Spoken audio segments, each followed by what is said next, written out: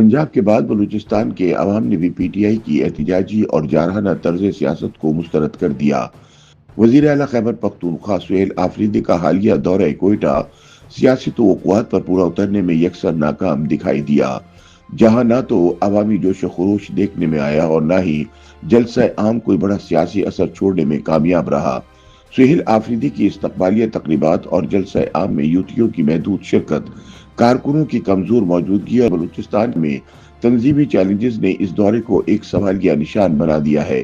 مبصرین کے مطابق یہ دورہ نہ صرف تنظیمی لحاظ سے غیر مؤثر ثابت ہوا بلکہ اس سے پارٹی کی ساکھ کو بھی شدید نقصان پہنچا ہے۔ سہیل آفریدی کے بلوچستان کے ناکام تنظیمی دورے نے پارٹی کی رہی صحیح ساکھ کا بھی جنازہ نکال دیا۔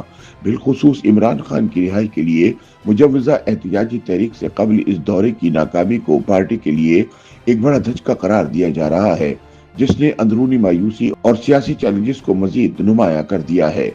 خیال رہے کہ 24 مارچ کے روز وزیر اعلیٰ خیبر پختونخوا سہیل آفریدی ایک روزہ دورے پر کوئٹہ پہنچے، تاہم کراچی کے برعکس کوئٹہ ایئرپورٹ پر ان کا استقبال محدود پیمانے پر ہوا، جہاں چند پارٹی رہنماؤں اور سرکاری حکام کے علاوہ محدود کارکنان ہی نعرے لگاتے اور جھنڈے لہراتے دکھائی دیے، جس کی وجہ سے پی ٹی آئی کی صوبائی اور مرکزی قیادت کو ہزیمت کا سامنا کرنا پڑا۔ تاہم شرمندگی کا یہ سلسلہ جلسہ عام تک برقرار رہا، کیونکہ سہیل آفریدی کے دورے کے دوران ضلع پشتین میں منعقدہ جلسے عام کو خصوصی اہمیت دی جا رہی تھی۔ تاہم جلسے میں عوامی شرکت توقعات سے کم رہی۔ زیادہ تر پی ٹی آئی کارکنان جلسے سے لا تعلق دکھائی دیے۔ عینی شاہدین کے مطابق جلسہ گاہ میں خالی کرسیاں نمایاں تھیں اور شرکاء کی تعداد محدود رہی، جس کی وجہ سے جلسہ عام کوئی بھی سیاسی تاثر قائم کرنے میں ناکام رہا۔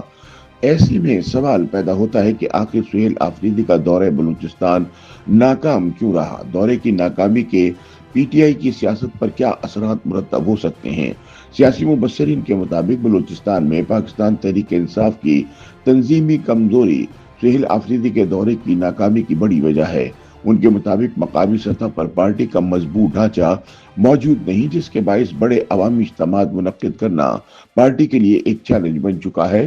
اس کے ساتھ ساتھ صوبے میں پہلے سے موجود مضبوط علاقائی اور قوم پرست جماعتوں نے بھی پی ٹی آئی کے لیے سیاسی جگہ کو محدود کر دیا ہے۔ بعض تجزیہ کاروں کے بقول سہیل آفریدی کا دورہ زیادہ تر علامتی نوعیت کا تھا، جس کا مقصد سیاسی روابط کو بڑھانا تھا، تاہم عوامی سطح پر اس کا کوئی خاص اثر دیکھنے میں نہیں آیا۔ ان کے مطابق اگر پارٹی کو بلوچستان میں اپنی جگہ بنانی ہے تو اسے صرف وقتی دوروں پر انحصار کی بجائے مستقل اور منظم سیاسی سرگرمیوں پر توجہ دینا پڑے گی۔ مبصرین کا مزید کہنا ہے کہ سہیل آفریدی کے ناکام دورہ کوئٹہ کے اثرات آنے والے دنوں میں بلوچستان کی سیاست اور پی ٹی آئی کی حکمت عملی میں واضح طور پر دیکھے جا سکتے ہیں۔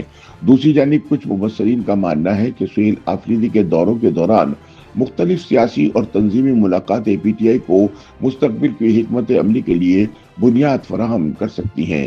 ان کے مطابق ایسے دورے فوری نتائج نہ بھی دیں تو بھی طویل المدتی سیاسی روابط میں مددگار ثابت ہوتے ہیں۔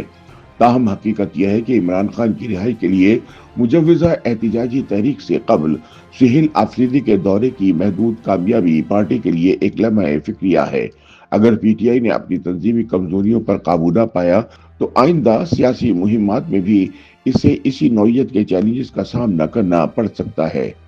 یوٹیوب پر گوگلی نیوز دیکھنے کے لیے youtube.com کی سرچ بار میں googly news T V type کریں۔ گوگلی نیوز کے پیج پر سرخ رنگ کے سبسکرپشن والے بٹن پر کلک کرنا نہ بھولیے۔ یوٹیوب پیج پر اپلوڈ ہونے والی ویڈیوز سے باخبر رہنے کے لیے بیل آئیکن پر کلک کیجیے۔ آپ کو ہر نئی ویڈیو کے بارے میں نوٹیفیکیشن موصول ہو جائے گا۔